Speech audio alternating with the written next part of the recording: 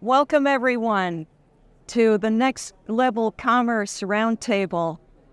I'm delighted to be here, and I'm Dale Lazick, Senior Staff Writer with the Green Sheet, and I'd like to thank FreedomPay and HITEC for your hospitality today. No pun intended. But really, it is exciting to be right in the middle of HITEC in Toronto.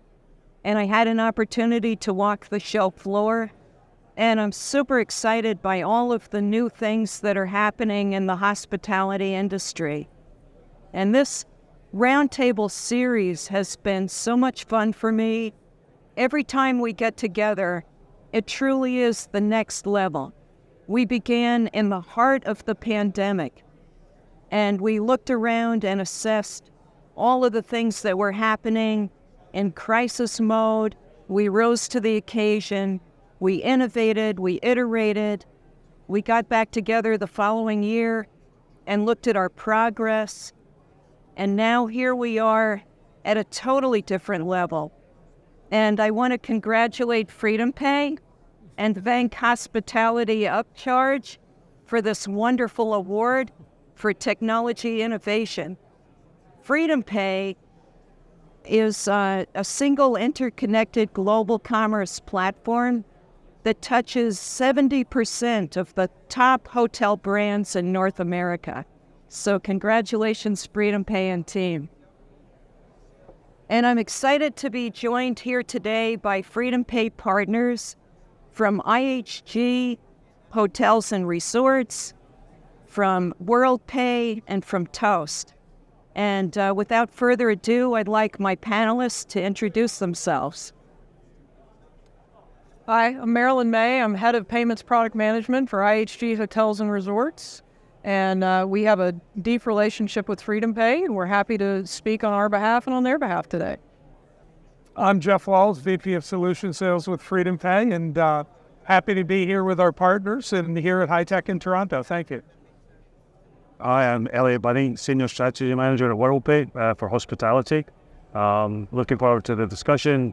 We also work with Toast and quite closely with FreedomPay as well. And hi, everyone. I'm Kelly Eston. I'm the Senior Vice President and General Manager of Enterprise at Toast. And we're really thrilled to be here to announce our new partnership with FreedomPay and longstanding partnership with Worldpay as well. Wonderful. So it's really great to be back together again. And there was a recent white paper that was published by Hanover Research, and in cooperation with FreedomPay, Worldpay, and Cornell. And the topic was implementation versus technology rewards. And when I look at implementation, it's very clear we've come a long way. That word used to terrify people, but in today's world, it's very clear that all of that heavy lifting and heavy negotiation that used to have to go on in the background when we were facilitating a seamless, simple guest experience, it seems like we've really taken that to the next level by making it easier for our partners to do the same thing. So all of the magic that happens that facilitates that unified commerce experience is actually happening behind the scenes, and it's being driven by partnerships. So I'm very excited, and I think to kick this off, I'd like to ask Kelly, you mentioned in our last discussion that technologies that used to be considered nice to have are now absolutely essential. And I'd love to get your thoughts on why that happened and where we're going with that. Yeah, thanks for the question. And I think it's really about long-standing trends that we saw, over the last 5 or 10 years, really accelerate in post-COVID. And so some examples were, we've all been using our iPhones for a long time now. They've become maybe a part of us, something that you don't ever leave the house without. And during COVID and the pandemic, the hospitality industry really had to adapt. And one of the things that happened was that things that were nice to have, like the ability to order online on your phone, or be able to grab a menu, or be able to interact digitally with a restaurant, became really a guest expectation. And so it no longer is a maybe that I can use my phone to interact with restaurants and other businesses that I use in my day-to-day life, but it's something that I expect as a guest. And so that has really changed the way restaurants and food and beverage outlets and hotels are approaching technology. Is it really went from this thing that I could offer my guest to something that the guest really can't live without these days in a restaurant. Thank you. And Jeff, it's when it comes to implementing these essential technologies, how have we simplified that experience? Well, you kind of referred to it earlier, Dale, when you said the magic behind the scenes. And really, all of that heavy lifting, FreedomPay and other gateways, we're delivering a very complex solution in a very simplified fashion. We make it look easy, where our partners are plugging in devices into their workstations, whether it's PMS, whether it's POS. We're connecting remotely, we're configuring that. The amount of technology that we're solving for in that middleware experience really makes people think it's an easy business. It's really terribly complex, or extremely complex. I shouldn't say terrible, but extremely complex, but we just have the ability to make it look easy in the way our middleware is able to communicate with all of the point of sale and PMS systems and processors out there today. Thank you, Jeff. And it's very clear we've come a long way. I remember at a previous roundtable, Marilyn, you and I were talking about what happened with, in the pandemic, there was this great rush to implement and innovate and iterate and get things done quickly so that businesses could stay open and customers could be served. And now, the whole concept of serving customers has taken, it's really evolved. And one of the things that you pointed out is post-pandemic was all about going back and cleaning up the messes that we made in our haste to innovate.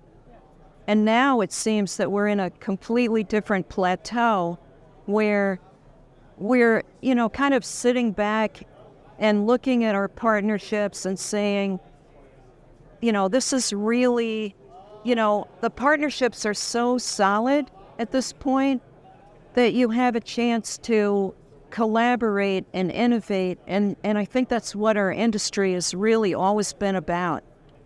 Yeah, no, absolutely. And kind of to build on that, I mean, realistically, one of the things that we have had to do is look at the things that are sticking post-pandemic. So yes, you pointed out, some things became a must-do during the pandemic. Digital ordering, remote, everything. Nobody wanted to touch anything. I mean, unfortunately, I think it's triggering to even try to think about some of the things and put ourselves back in that space, right? But some things did stick. Guests are still wanting to be able to pay contactless. They're still wanting to be able to remote order. Some of the things are not necessarily as important. The QR menus, like they're kind of they've gone back to a nice to have, whereas they were really important during the pandemic. So some of the things we're sorting out now is what are those things that have stuck and are really still the must-haves versus what have gone back to being the nice to haves. And that strong foundation, that's the nail on the head, right? Did we, and hopefully everyone did, I feel like we did we find partners that could give us that strong foundation to then build on and make those digital experiences, make that guest experience? Because ultimately, if we're doing it right, no one notices how they paid or really the experience, because you never come back from a hotel or a restaurant raving about how great it was to use your credit card. You usually talk about the server or the front desk agent or something like that. And if we've all done our jobs, we've made it better for them to do their jobs and taken the technology out of the equation. Absolutely. Thank you, Marilyn. And Elliot, I'd love to get your perspective because you're out there implementing at a global scale. And I'm sure that you've seen challenges that are facing enterprises that are multinational How do you help them navigate those challenges?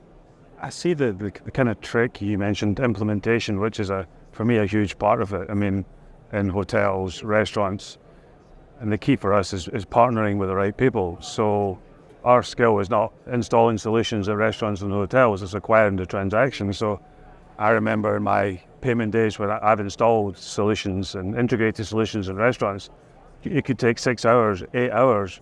Now we have guys like FreedomPay, it's a plug and play. So you no longer need to close the restaurant to install a solution. You're doing it in an hour before it opens. It's plug and play. It's fantastic. And I think that is, as payments do, is just evolved superbly. So that's been a big change. I think the actual implementation of all these systems. You don't want to close your hotel to install a new payment system or a PMS. You're going to get a hard time. So it has to be seamless, quick for the customer. And something we normally forget about is the member of staff, the person who's serving the customers. They take a lot of strain. They need it to be seamless as well. Wow, that's a great point. And when it comes to implementing at scale, which I know that you also have a global perspective and experience with that, what are some ways in which FreedomPay simplifies those tech integrations? Some of the ways we simplify the tech integrations is we have a very standardized program for our partners, first of all, in integrating to our platform at a level of certification that's the same across the board regardless of industry. We want level 2, we want level 3 data, we want to process at the best rates. We want to maximize the ability to process through multiple processors. So from a certification process, we really raise the standard with all of our partners to hit a particular threshold that we set for the industry. And that's incredibly important. Going back to something that Elliot was saying about implementation and being able to execute quickly, it's a different ballgame today. I'll be talking to customers and they'll talk about, well, I'll close down the restaurant. I'm like, there's no closing the restaurant. There's no stopping revenue. There's no closing the hotel. We're going to do this off hours. We're going to do this before you open. And the whole streamlined nature of the process, I think people that haven't invested in payment technology in a while are really surprised at not only how quickly and efficiently we can implement, but then the fact that there's really limited training on the other end of it because everyone knows how to use a credit card machine. Everybody knows they can tap their card, their watch, their phone. So there's this common knowledge in the industry about how these things work. So we implement it, we do it cleanly, we do it before you open. Now, whether you're a single property or you mentioned large scale, at FreedomPay, one of the benefits is we deal with a lot of large scale clients. Certainly IHG is one of them with 4,000 hotels here in the US and Canada, but we have an elastic implementation force that we can grow and shrink depending upon the number of projects that we have out there. So it's the ability to talk to a client with 100 stores and tell them we can roll them out in the next 4 weeks without an issue that I think really impresses people, our ability to rise to that scale and to execute properly. You know, that's such a great point, too, that you brought up about being elastic, because I recently did a very large article about, you know, some of the pillars of payments and commerce, and I listed security, which is definitely important, intelligence, we're seeing a lot more use of AI, transparency and agility. But I think there's a fifth pillar, and I think that fifth pillar is called elasticity. And that brings me to my next question, which I would love to get your thoughts, Kelly, on what you're doing to generate a consistent guest experience with the franchisees, because that's a hugely fragmented space. I mean, you've got franchise owners that have very definite opinions about technology. And actually, that white paper that just came out today mentioned that 75% of hospitality owners are using legacy technology. So how do you solve for that in the franchise world? Absolutely, and that's one of the reasons that our founder started Toast. They actually wanted to create a consumer mobile app and found they couldn't integrate to all the legacy technology, and they had to start from scratch and build point of sale. And so here we are. And they joke that they finally got to launch the app they always wanted, 10 years later, once we had built out all the technology behind it. But, I think if you think about the franchisee, not only are they trying to own their guest experience in a store, maybe, apart from the corporate office, but the typical either independent restaurant or franchisee in a hotel or standalone is running on average 7 service models based on our research. They're trying to do takeout, delivery, catering. They're trying to do, table service, quick serve, all of it from one location. And so the complexity is really high. And so when we develop at Toast, either in-house or with our partners, we think about who are the stakeholders that matter in a restaurant or in a hotel. You've got the guest, of course, and we talked a lot about the guest's expectations have changed. We have the servers who have to make their job easy. We've got the corporate staff, the IT team. And so we build for every one of them. And the idea is just like when someone hands, I know I have kids, and you probably all do too, like when you hand my 6-year-old an iPhone, he knows exactly what to do. And the same thing's true for servers in the restaurant. You want them to have a point of sale and know exactly what to do because it's just as easy as a kid with an iPhone. And that's the experience we try and bring to the guest and to the server so that whether corporate makes a decision or a franchise ownership group makes a decision, they know when it gets down to the restaurant or the hotel that it'll work the way they intended because it's easy. And I think that's kind of the key to making these really complex service models and coordinated guest experiences across different technologies work, is that to the person interacting on the front line, it just works. Wow, thank you, Kelly. And I know we hear that all the time. Everybody wants technology to just work. They don't want to understand it. They don't want to know what's going on behind the scenes.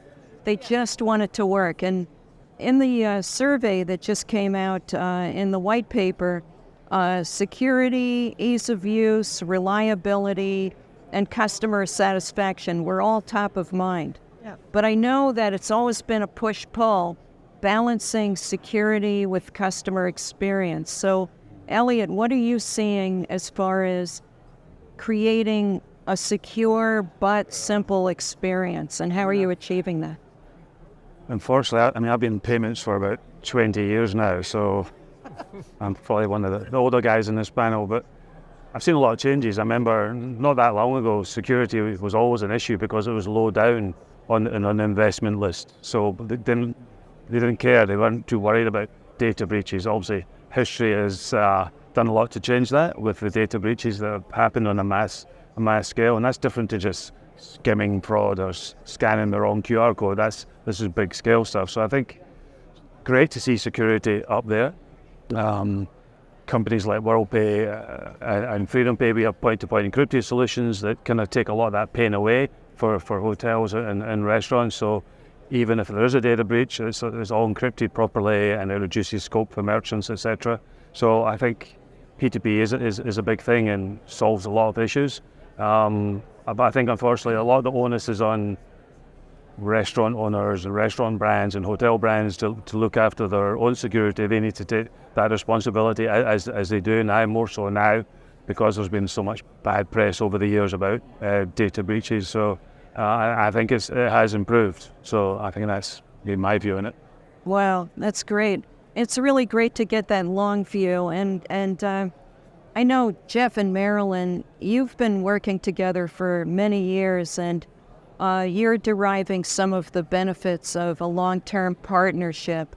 What are some of the things that you're able to do? What are some of the benefits that you're deriving from having worked together for a period of years? So, it's interesting that you mentioned security and tagging off of what you said about nice to haves versus table stakes. I think security has become table stakes in our industry, right? And so realistically, there are several kind of check the boxes things that FreedomPay hits all of those. So we really had to look beyond that when we were looking at how we were going to go for a long-term partner. I find it timely that FreedomPay just won this innovation award, because that was one of the first things that we noted when we got into this partnership with FreedomPay was that we were moving into a foundational relationship with a partner that we felt was innovative, that could lead us into the future, that understood the industry and could tell us where it was going. And the other thing that I think is really important that gets lost sometimes in translation, that Jeff mentioned how many hospitality and hotel-facing clients they have.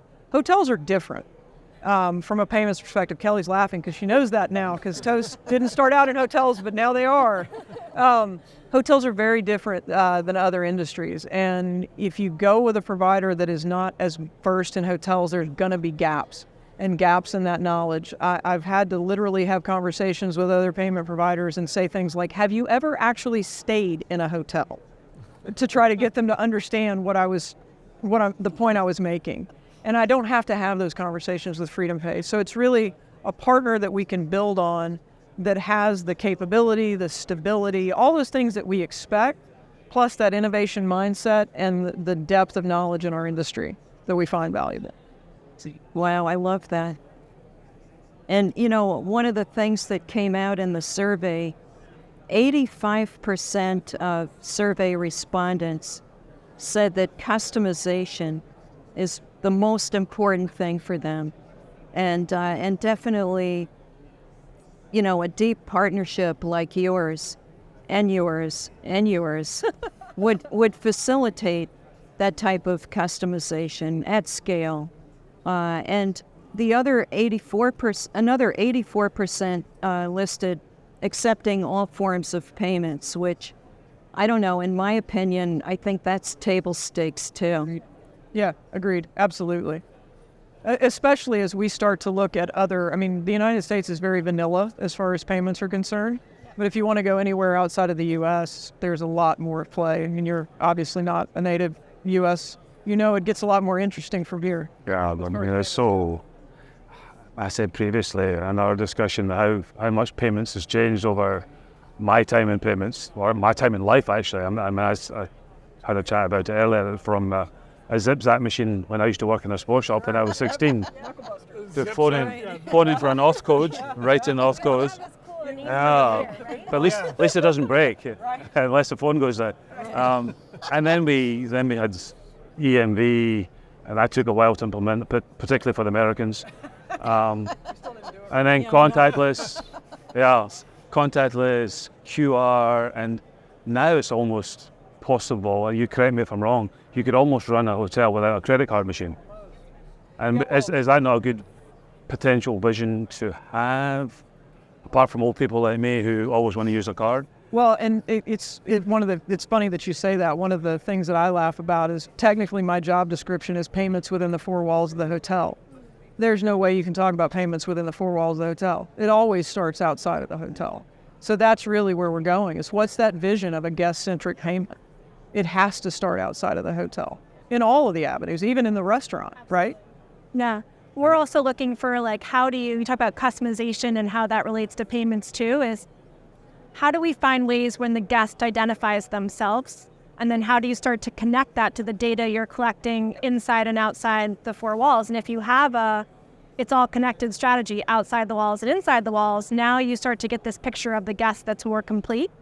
And you can really understand them better across all your different touch points. And so we're always looking for that digital moment when the guest says, I'm Kelly, and starts to collect all that data associated with them. And any final thoughts on where you see next level commerce? What will the next level look like for you? So I'll kick us off. I think for me, it goes back to a little bit of what Kelly and Elliot have been saying. Next level commerce for me is the true omni-channel guest experience.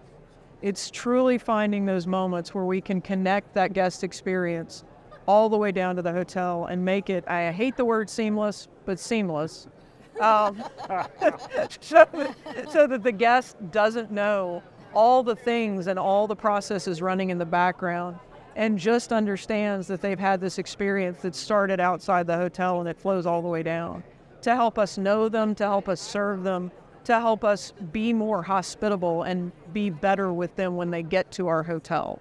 That's what I think the next level for hotel payments and hotel experience management is. I think for me, we talked about earlier as security being table stakes. Marilyn talks about the guest not being interrupted by the technology in their experience for payment. I think the next level commerce is really connecting the operator to the guest from a data perspective and really analyzing that customer's performance, being able to look at that history, that pattern, and make that information actionable by allowing the operator to send back to the customer through rewards, through incentives, connecting with that customer with meaningful options to say, hey, come and frequent our business again. So now we get into the whole data aspect of what payments is really all about in the future. And I think that's the most important next step for FreedomPay. Thank you, Jeff. And Elliot, what are your thoughts? I would just say that everyone, just to bear in mind, I think anything is possible in payments, because even 10 years ago, who would have thought we'd all be double-clicking our phones? As I keep saying, I'm not the youngest here, but I've not used my card for, I don't know, a couple of years probably. I just use my iPhone. And all my younger colleagues at Worldpay have cars and leave them at home. They just use their phones. So where we maybe think, well, a future without card present and credit card terminals is maybe not possible. Let's see where we are in maybe 6-7 years' time. That was going to be very interesting. And I'm hoping around in 5-6 years to discuss it with you guys as well. It'd be great. I'll just wrap by saying I thought Marilyn's covered out the foundational tech being so important is so true in our industry. And if you choose the right foundation from a payments perspective, from a commerce, from a point of sale perspective, then all those things we're talking about as far as personalization, being able to make changes in real time, being able to manage things from your phone, being able to use the new technology becomes possible. And so I would say, as far as we look to all of the future of commerce and point of sale, it's really about setting that foundation of the right technology that makes it easy to implement. Throw a new point of sale in between breakfast and lunch. We just did that together. Be able to make changes from your phone to your menu from across the world. Those things are possible today if you have that right foundation that you've built upon. And so I think that's a great way to wrap up. I couldn't agree more. And in hospitality, there's always talk about elevating the guest experience, but I think today we've shown how it's really possible to elevate the merchant experience as well. Thank you all.